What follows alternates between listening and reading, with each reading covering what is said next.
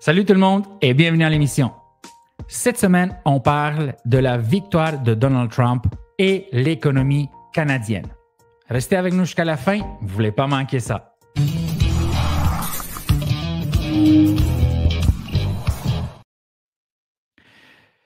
David, l'élection de Donald Trump à la présidence américaine suscite des inquiétudes pour les industries canadiennes, particulièrement en raison de sa promesse d'augmenter les tarifs douaniers sur de nombreuses importations. Les économies canadiennes et québécoises, fortement dépendantes des États-Unis, pourraient en pâtir. Une grande partie de leur exportation, dont environ 75%, se dirige vers les États-Unis. L'industrie clé de certains États américains, comme l'agriculture laitière au Wisconsin et l'acier en Pennsylvanie, l'automobile au Michigan, oriente également les politiques des candidats. Et Trump souhaite exercer une pression globale, incitant les partenaires commerciaux à négocier des exceptions tarifaires. Mais cela pourrait se faire au détriment de certaines concessions de la part des pays concernés. Ma première question, David, quel genre de changement tu crois que ça va apporter au Québec, au Canada, que ce soit par rapport à l'immobilier ou non? Sincèrement, tu sais, moi, versus comparé à toi qui suis vraiment la politique américaine, la politique en général, là, moi, j'ai pas vraiment d'idée ou d'opinion par rapport à ça. Parce que moi, ça ne m'intéresse pas tant que ça, la politique. Moi, pour moi, la politique, ça reste tout le temps du pareil au même. Là. Mais aux États-Unis, c'est sûr que tu as deux partis, là, mais ce que je pense, c'est que c'est sûr. Mais là, parce que lui, dans le fond, il veut encourager le travail sûrement aux États-Unis. Oui. Il veut bloquer l'exportation du Canada vers les États-Unis pour encourager pour encourager le travail à l'interne. C'est ça, si je comprends bien? Là? Exactement. OK. C'est sûr que ça peut nuire un peu, d'après moi, par rapport à l'économie en général. Mais quand même, quand il était à son dernier mandat, l'immobilier n'a jamais pris autant de valeur. Exact. Fait que si je me fie à ça, peut-être que ça va être bon. Mais en même temps, si tu es bon ou moins bon, ça fait quand même que l'écart entre les riches et les pauvres, elle s'accentue tout le temps. Parce que là, avec les prix des maisons qui est vraiment cher, il ne faudrait pas qu'ils baissent les taux hypothécaires. Je ne sais pas à quel point il y a un pouvoir là-dessus.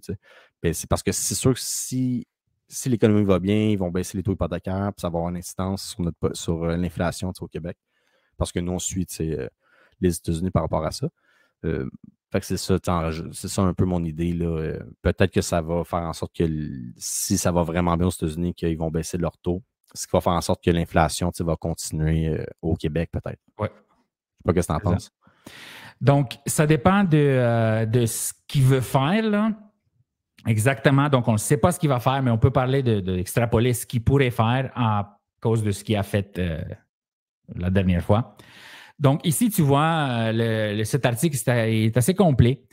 Donc, en parlant de retour de Trump, quel impact pour les mondes québécoises, et le sous-titre, c'est des tarifs de 20% pourraient frapper les produits d'ici. Lui, il parle souvent de 10% sur tout ce qui rentre aux États-Unis. OK. Maintenant, le 20%, ça dépend sur quoi. C'est vrai que le Québec fait beaucoup de fromage et ici, avec le lait, on a une gestion d'offres canadienne, que c'est un système que Trump n'aime vraiment pas et qui pourrait changer. Donc, comme on a dit, l'agriculture laitière au Wisconsin, il veut protéger ça. Au Wisconsin, il a été gagné par Trump cette fois-ci. Donc, probablement qu'il va falloir, il veut rendre l'appareil, là, si on veut. Ouais. Et tu vois, check. Allant de 10 sur 20 sur tous les biens provenant de tous les pays. Qu'est-ce que je t'avais dit? Ouais. Il y a un problème aussi qui va être sur le bois mou d'œuvre, le softwood, et l'acier. Donc, Hamilton, c'est un gros producteur d'acier. Et ça pourrait être impacté. Donc, ici, il rajoute des tarifs de 10 à 20%. Okay. Parce que son dernier mandat, là, il n'arrêtait pas de vanter la création d'emplois qu'il avait faite. Oui. De mémoire, là. Puis il n'y avait jamais eu autant, le taux de chômage n'avait jamais été aussi bas. Exact. Me semble. Mais en même temps, l'économie allait bien partout au monde. Fait que, exact. Et l'inflation aussi était en bas de 2%. C'était quand même à cause que c'était lui ou peut-être un concours de circonstances des deux facteurs, le fait que l'économie allait bien, puis il était à la bonne place au bon moment. Là. Ben, c'est ça. Mais là, on va voir. C'est ça. On va avoir notre réponse d'ici quelques années, 2-3 ans. Exact. Mais c'est parce que je sais qu'il y avait bien des gens qui travaillaient pas, puis ça avait aidé, en tout cas, leur économie aux États-Unis. Là. Fait que les autres, ça les avait aidés que ce soit Trump qui soit au pouvoir. T'sais. Bien sûr. Trump, il y a beaucoup de bonnes politiques. Mais il y a des bonnes politiques, c'est un gars de business. Fait qu'il y a des bonnes politiques comme si c'est une entreprise. Une entreprise, il gère ça comme une entreprise. Exact. Des fois, au détriment un peu de la valeur humaine, peut-être. Là. Et voilà. Ça, je suis d'accord avec ça. Donc, moi, j'aime bien Trump. Ça, c'est clair. Je l'ai déjà dit souvent. Probablement que je ne serai pas son ami, mais peut-être que oui aussi, là, parce que je l'ai jamais rencontré. Mais le pire, c'est qu'à ce qui paraît, il est super, il est vraiment cool à ce qui paraît. C'est ça que j'entends. C'est pour ça que je rajoute toujours maintenant ça. Je ne l'ai jamais rencontré. Tout le monde dit c'est une bonne personne. Ouais, c'est ça. Ben, en one-on-one, il est cool puis il est bien smart. Là. Ouais, après ça, ce qu'il pense dans sa tête, ça prouve quand même un gars qui est peut-être un sociopathe, là, que, mettons, il n'y a pas trop d'empathie, d'après moi. Là. Exact. Donc, les très bons dirigeants d'entreprise sont de même. Ils n'ont pas d'empathie. Exact. Et c'est vrai que je reconnais le fait qu'il dit des niaiseries. Pas souvent, mais dernièrement, pas trop souvent. Avant, c'était trop, là. Mais maintenant, c'est pas si pire. Donc, c'est quand même une bonne chose qui a été élue.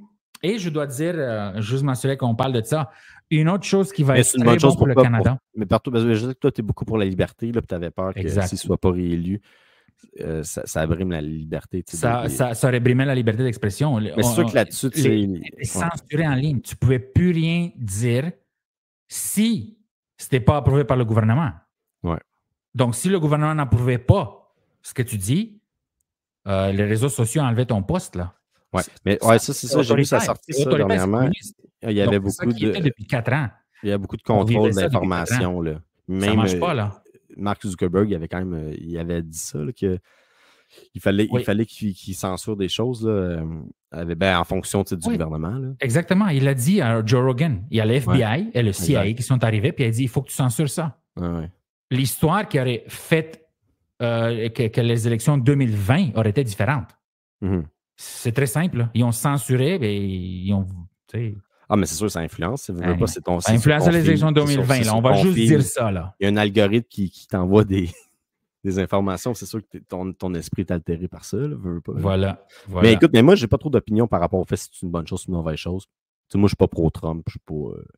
Mais c'est sûr que moi, son côté un peu.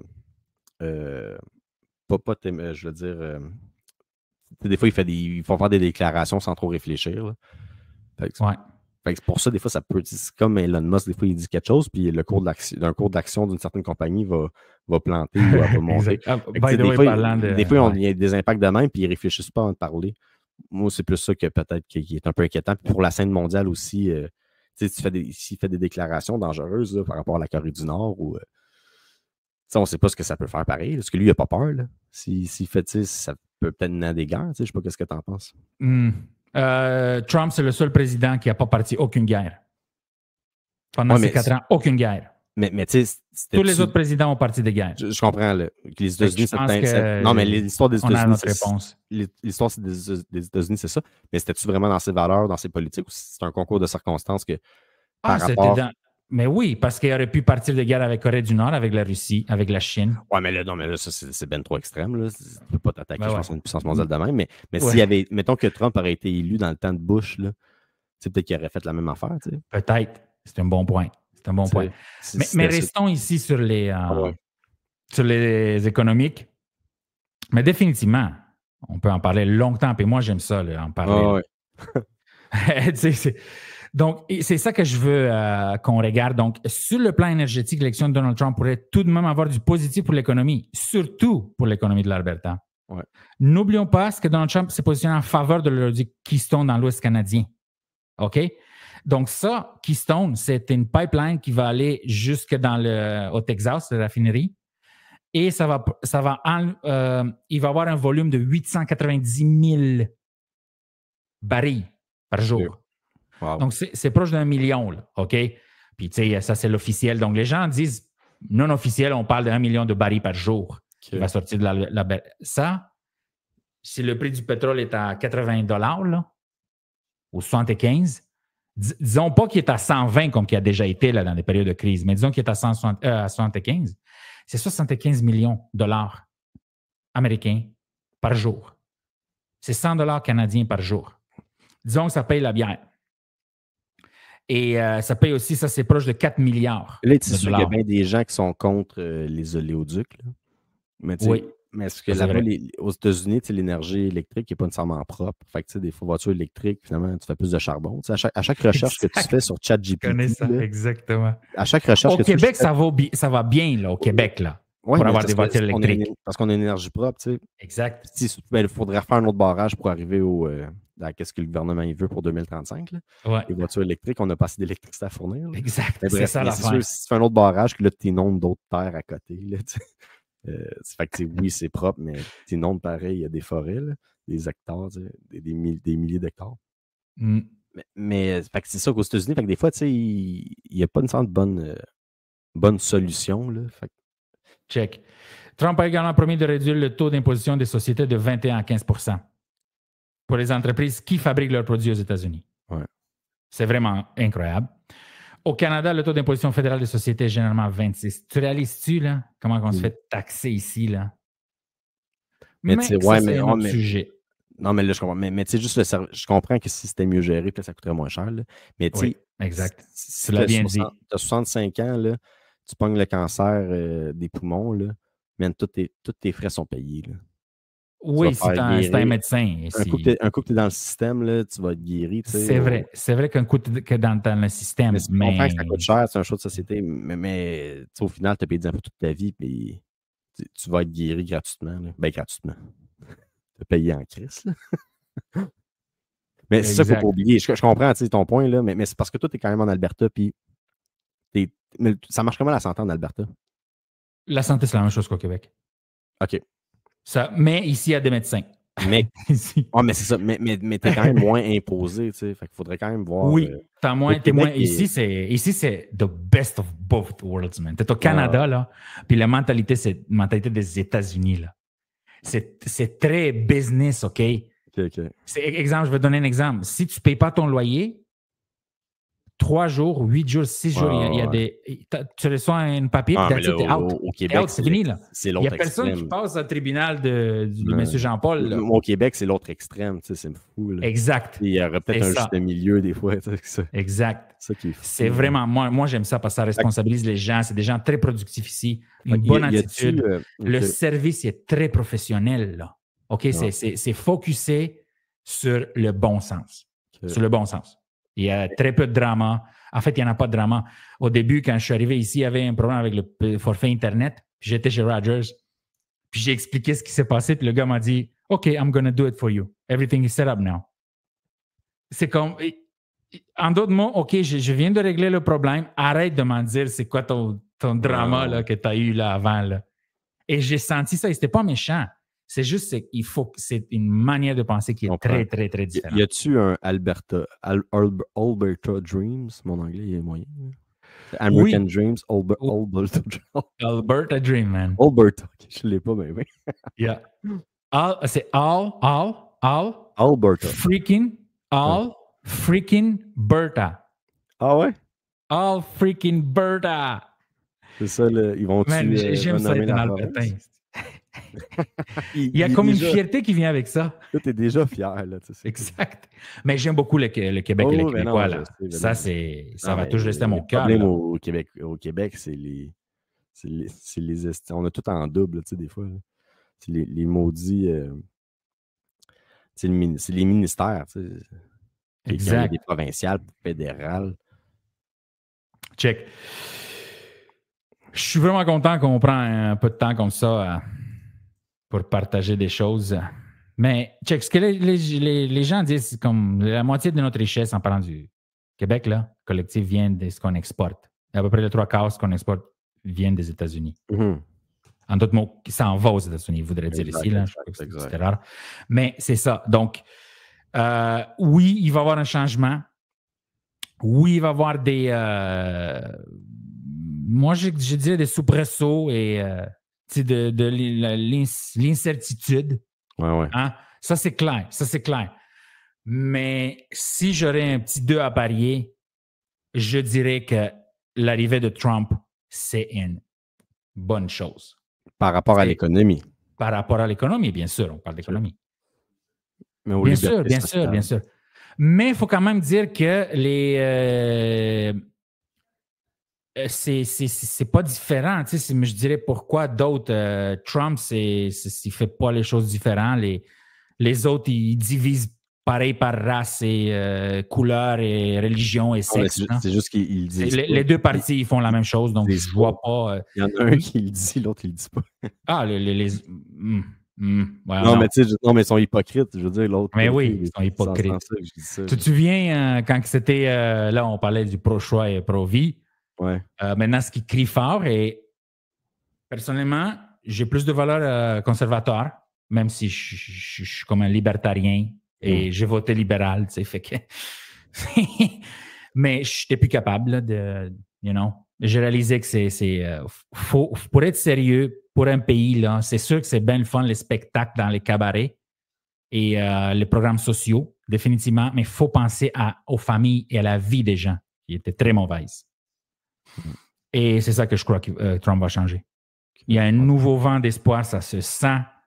Les gens sont. Mais aux États-Unis, c'est quand même particulier parce que il y a des places que c'est extrêmement pauvre. On dira ce qu'on voudra, là, au Québec. Là. Oui, les impôts coûtent cher, mais la pauvreté, moi, je pense que c'est moins pire qu'à bien des places aux États-Unis. Ici, la personne qui est vraiment pauvre, qui est dans la rue, là, elle va se faire soigner. Oui.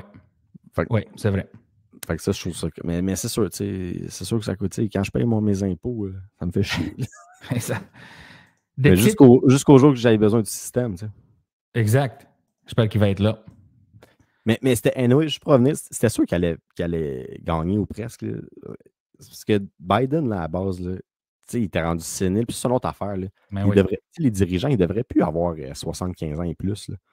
Non, mais c'est pas juste ça, c'est que s'ils sont séniles, tout le monde le savait. Ils ont menti pendant 4 ans. Là. Non, ça, c'est une autre chose. On parle de dire la vérité. Il était pas sénile, il manquait des bouts.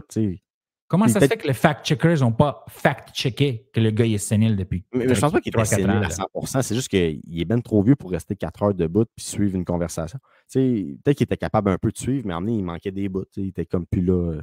Ouais. C'est sûrement qu'il était apte encore, là, mentalement, là, mais je veux dire, il n'était pas apte en tout cas à être président. Là. Mais en tout cas, ça a tué quand même ses élections. C'est bon. S'il y avait eu un autre chef là, dès le départ, là, je suis d'accord. Ça aurait peut-être changé la donne par rapport à la victoire. Là. C'est vrai. Check, des titres d'entreprises québécoises ont fortement réagi en bourse. OK? Ça, c'est une autre chose qu'il faut parler. OK? Donc, il y a la bourse qui va être touchée et le titre de Tesla a monté et a remonté aujourd'hui et hier. Là. C'est rendu à plus de 300 $. Okay. C'est incroyable, le titre de Tesla. Donc, le S&P... Il combien quand ça rentrait en bourse, sais-tu? 0 ou je ne sais pas, 18, 34. Je me souviens plus. Je n'ai pas suivi le IPO de Tesla. Okay. Mais dernièrement, là, parce que moi, j'achète des options, dernièrement, j'ai fait de l'argent avec un put qui était à 185. Il y a comme 1 ou 2 mois, il y a eu comme des déclarations, ou 2, 3 mois, peu importe, là, je ne me souviens plus. Là. Il y a eu des déclarations et ça baissait en bas de 200. Okay. Tesla. Et là, il est en haut de 300 kek, là. Il était 2,88 la journée des élections, le 6 novembre. Si tu achetais 10 000, tu faisais un bon petit... Tu achetais 10 000 d'actions. 10 000 actions? Oh, non, 10 000 d'actions, c'est super riche. 10 000 piastres. Oh, yes. 10 000 piastres, tu aurais eu comme 14 000 en ce moment. C'est ça, exact. 14-15 000, ce qui est très bien. Bon, donc, le dollar américain a connu une poussée de plus de 1,6 %. Le S&P 500, moi, j'adore ça. Moi, dans le fond, je ne suis pas un joueur de bourse. Ben, joueur de bourse. Ouais. Je ne dis pas que toi, tu joues nécessairement parce que tu fais des choses qui sont calculées. Là. Oui, bien sûr. Mais moi, mettons, la seule affaire que je crois que je place mon argent, c'est dans le S&P 500 parce que pour moi, c'est une valeur vraiment sûre. Oui. Puis là, il y a atteint... ETF. Les ETF, là, il faut avancer plus vite, mais les ETF, it's the best for both worlds. Spécialement pour les gens qui ne veulent pas comme ça en occuper. Exact. Mais le S&P 500, c'est quand même super. T'achètes le SPY, exactement. T'achètes le SPY, il est comme, je sais pas moi, il est comme proche de 600 $. Ouais. Puis that's it. Puis tu le fais juste laisser augmenter. Cette année, il est à 24 %. le S&P 500. Déjà, il a un record. l'année n'est pas finie. Il n'a jamais été aussi haut de toute sa vie. C'est ça. Mais ça va il n'a pas fini son année, là. Il va tout le temps battre des records. Il n'a pas fini son année, puis Trump a été élu. Fait que probablement qu'il va finir avec 30-32% de... Ah ouais, tu penses? Mais il est déjà à 24%. Là, il est à 20, qui est à 24. Okay. 24% de profit. Quelle belle année, pareil. Hein? Tu sais, mais puis tu fais rien, là. Tu achètes le SPY, qui est à 600 $ US. Tu achètes pour 60 000, tu en as 600 actions. Puis c'est très simple. Ça augmente. Tu sais, it's beautiful, c'est vrai. Donc, je vais aller point par point, parce que c'est important. L'indice S&P 500 de Wall Street a grimpé de 2,5%, on le voit ici, atteignant un record historique à environ 5 900 et plus. Le dollar américain a augmenté de 1,6%. Le Bitcoin a bondi de 7%, atteignant un nouveau sommet de 75 000 US ou 103 000 $ canadiens. Le titre de Tesla a progressé de 12%.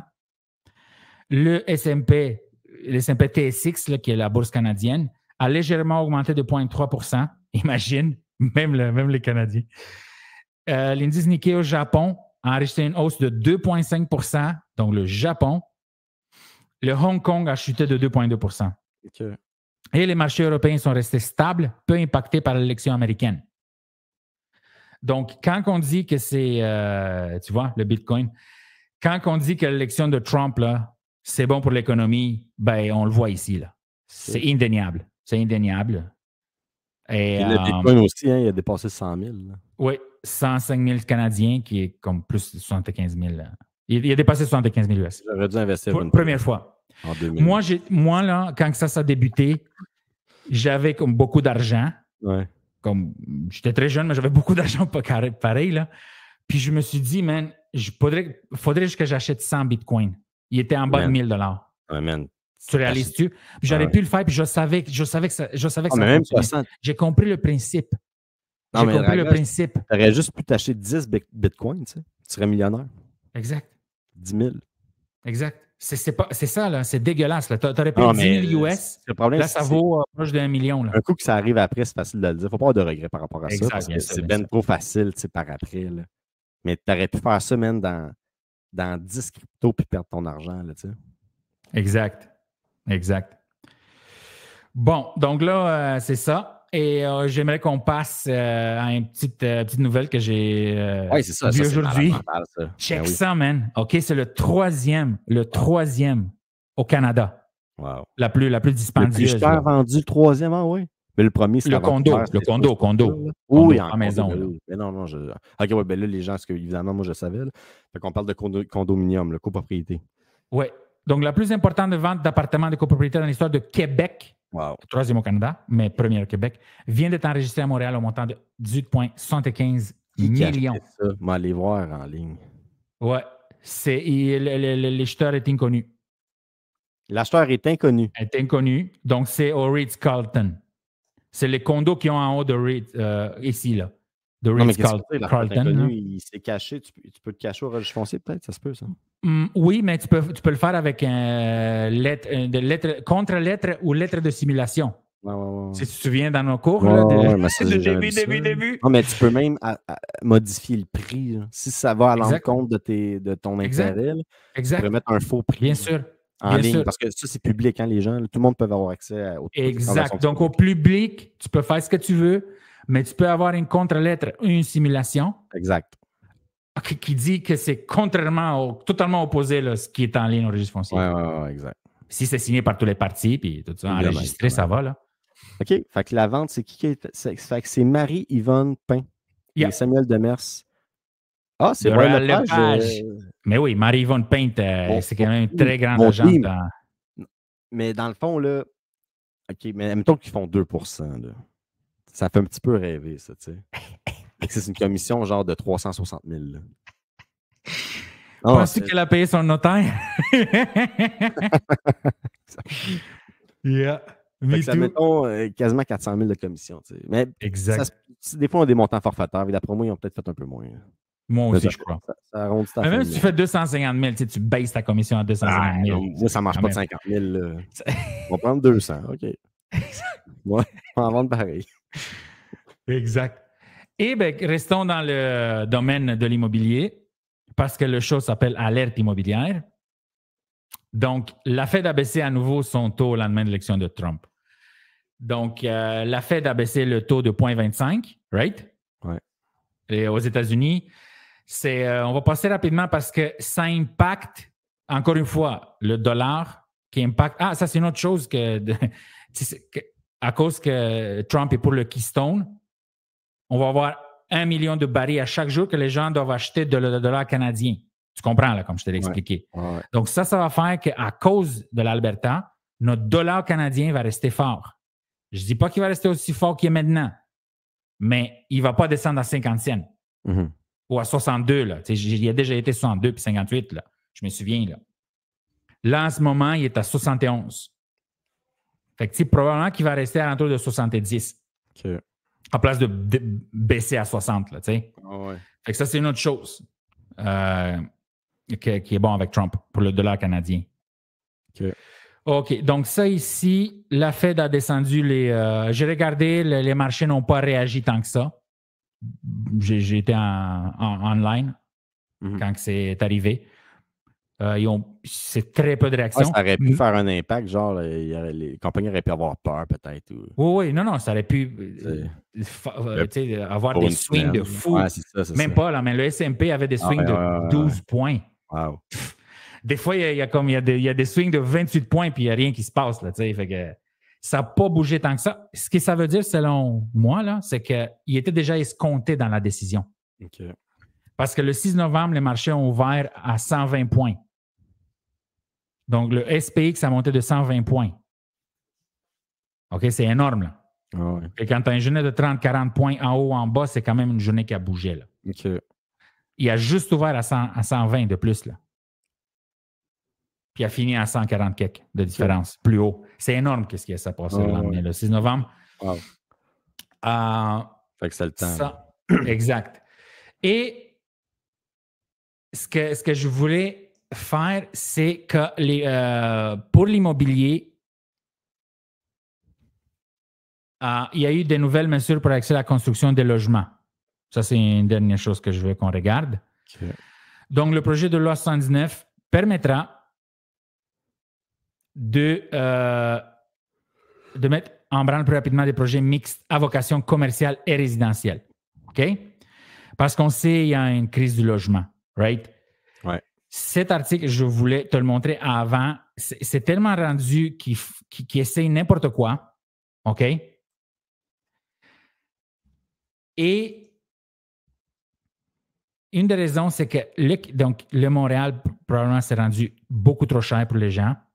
Et il y a un article qui dit que le Québec meilleure ville au Canada pour économiser pour son hypothèque.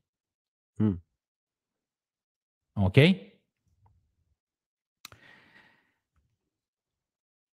Mais dans quel sens qu'il dit ça? Prix record dans la région de Québec, plus de la moitié de maisons infirmières vendues à 400 000 et plus. Même, c'est pour ça que je voulais qu'on regarde ces deux articles, même si le seuil a dépassé 400 000 pour la première fois, et devrait ça poursuivre. Non, mais le seuil, la moyenne, là. Ou c'est le... Non, c'est les hypothèques. Donc, l'hypothèque, la moyenne des hypothèques. Non, excuse, c'est l'autre hypothèque. Plus de la moitié des maisons unifamiliales vendues à 400 000 et plus. Et ça, plus de la moitié. Fait qu'il y a 50 plus 1 au minimum qui se vend à 400 000 et plus. Oui, au Québec, là. À Québec. À Québec. À la ville de Québec. OK. C'est énorme, là. Oui. Mais on dirait que c'est hier. On dirait que c'est hier. Tu sais, la pandémie, là, quand il y avait des maisons, je me souviens, là, à 284 000, disons, à Saint-Hubert. Puis il restait sur le marché, je me souviens, des bonnes maisons. Ouais. Et la pandémie, ces maisons-là, se vendaient à 425, 445. Ah non, c'est clair, là, c'était le temps. C'est incroyable. Et c'est ça qui arrive, tu sais. Et là, Québec, on dirait qu'il est en train de vivre la même chose, là. Exact. Ah, mais d'après moi, c'est peut-être pas aussi extrême que ça. Là. Mais moi, je suis zéro dans le marché de Québec, là, mais y a-tu beaucoup de surenchères là-bas? Tu sais? J'ai aucune idée. J'ai pas parlé de côté là-bas. Moi, j'ai eu des gens qui étaient sur mon système de lead gen. Okay. Non, mais dernièrement, là, moi, je parle, là. Non, dernièrement, je ne le sais pas. Mais je pense pas que c'est aussi extrême. Mais peut-être que. Fait qu'en ce moment, les gens, peut-être qu'il y a beaucoup de gens qui vont à Québec parce que les maisons sont pas chères. Voilà, ça. Ils sont pas chères, sans guillemets. C'est pour ça que j'ai voulu faire l'article. Peut-être qu'il y a une grosse effervescence là-bas, mais c'est quand même fou que. Voilà. C'est le plus dynamique en 2024. Fait que depuis la COVID, maintenant, c'est le marché le plus dynamique. Exact. Parce qu'il y a le plus d'augmentation par rapport à 2023 parce que voilà. Proche de Montréal, 2023-2024, quasiment pas de changement. 2022-2023 non plus. On a même vu des petites baisses dans certaines types de propriétés. Mettons les Plex. On l'a fait. On est au même niveau que 2021. Et au commercial. On est au même niveau que 2021. Ouais, c'est ça. En tant que prix. Il faut que tu mettes, mettons, 45 de mise de fonds pour acheter des fois dans des affaires commerciales. Là, ça n'a aucun sens. Fait que là, les maisons, là-bas, le marché va vraiment bien. C'est fou. Malgré la hausse des taux. Là. Fait qu'imagine si les taux étaient encore pas chers, comment que ça serait l'enfer. Yeah. Ah, mais c'est cool. Puis en tout cas, mon anecdote, c'est par rapport au. C'est un peu par rapport à ça. En tout cas, tu me le diras quand tu seras prête. Oui, bien sûr. Ah, c'est rapide. Mais dans le fond, mon anecdote, c'est par rapport au condo le plus cher jamais vendu. Moi, c'était un de mes arguments là, durant la COVID, puis durant ce marché-là, qui était, quand j'avais des contrats de vente, là, moi, mon gros argument, des fois, j'avais une offre pour un client qui me rendait, mettons, son triplex. Mettons, je faisais des triplex neufs à Saint-Jérôme. On va commencer avec eux. Puis le constructeur voulait tout le temps avoir le plus possible. Il était bien gourmand. Là. Il voulait le beurre, l'argent du beurre, puis l'argent de tout le monde. Mais bref, moi, mon argument tout le temps pour closer, parce qu'il voulait tout le temps trop cher, moi, je disais tout le temps, hey, c'est le plus cher triplex vendu à Saint-Jérôme depuis toujours. Connu, là. Mais c'était tout le temps ça, tu lui vendais du neuf. Fait que c'est tout le temps, en ce moment, là, si tu acceptes cette offre d'achat-là, là, tu vas être le triplex le plus cher vendu. Puis là, dans d'autres secteurs, c'était tellement, c'était un condo, je disais, mettons, c'était à l'Assomption, c'était un 3,5, je disais, tu sais, t'es le plus cher 3,5 vendu à l'Assomption depuis le début des temps. Fait que souvent, il était comme, OK. Fait que, tu sais, je pense que ton prix est quand même topé. Mais le pire, c'est que je faisais cette transaction-là, puis pas longtemps après, il y en avait un autre plus cher qui se vendait, tu sais. Parce que ça augmentait trop en malade. Fait que, mais c'était quand même un bon argument de dire, là, tu sais, branche-toi, là, si tu veux vendre, c'est quand même, en ce moment, c'est un bon prix, mais sinon, si tu veux pas vendre, attends 6 mois, puis il vend plus cher dans 6 mois. Et voilà. Et voilà. C'est ça. Fait que c'était ça, ma petite anecdote. Fait que c'est tout le temps des prix records. C'est comme le S&P 500, c'est tout le temps le plus haut taux jamais arrivé, même parce que c'est ça, le système capitaliste est basé là-dessus sur l'inflation. C'est toujours le plus cher vendu parce que l'inflation, elle n'arrête jamais. T'sais. Exactement. Donc, c'est très bien. On a pas mal fait tout ce qu'on s'est dit dans un temps. C'est sûr qu'on n'a pas trop parlé de Trump. Moi, perso, je connais zéro ça. Mais on en a survolé un peu, comme toi. Je ne suis pas tant le commentateur pour parler de ça. Je suis plus dans l'immobilier. Là. Mais c'est bon de faire quand même l'actualité. En tout cas, mais j'ai hâte de voir la suite par rapport à l'immobilier, ce que ça va faire. Ouais, moi aussi. Mais je pense quand même, sincèrement, qu'en ce moment, c'est quand même le temps d'acheter. L'immobilier va très bien. Mais puis les acheteurs, dans certains types de propriétés, ont le choix. Yeah. Fait que c'est le temps de négocier. T'sais. Puis là, le marché d'automne, je le trouve vraiment merveilleux. Depuis la hausse des taux, c'est vraiment un marché plus tranquille qui fait en sorte que quand tu arrives au mois de janvier, février, mars, là, ça repart. L'année passée, c'était ça. À l'automne, avec la hausse des taux, c'était comme il n'y avait rien qui se vendait. Puis là, tout le monde était sur le qui-vive. Qu'est-ce qui va arriver avec les taux hypothécaires? Puis dès que janvier, février est arrivé, ça s'est mis à revendre. Puis j'ai des clients qui regrettaient. Mettons, ils avaient acheté une maison. Ils ont magasiné, mettons, novembre, décembre, ne trouvent rien. La même maison qui était sur le marché, rendue en janvier, ils la revisitent. Ils veulent faire une offre multiple. Il aurait pu faire une offre un mois avant sa même maison, il aurait pu négocier. Voilà. Là, il a payé 20 000 de plus. Fait en ce moment, c'est un bon marché. C'est le temps je pense que quand tu vas acheter quand même l'automne, c'est un très bon marché. En ce moment, en tout cas, ça dépend d'une année à l'autre, ça change. Fait que c'est le temps d'acheter, je pense. Beautiful. C'est très bien comme conclusion, David. Est-ce que tu as d'autres choses à rajouter? Moi, c'est tout à gauche. Fait que à la semaine prochaine. Exactement. On veut remercier aux gens qui nous écoutent pour votre soutien et votre support. Et on se revoit la semaine prochaine. Ciao. Merci, ciao.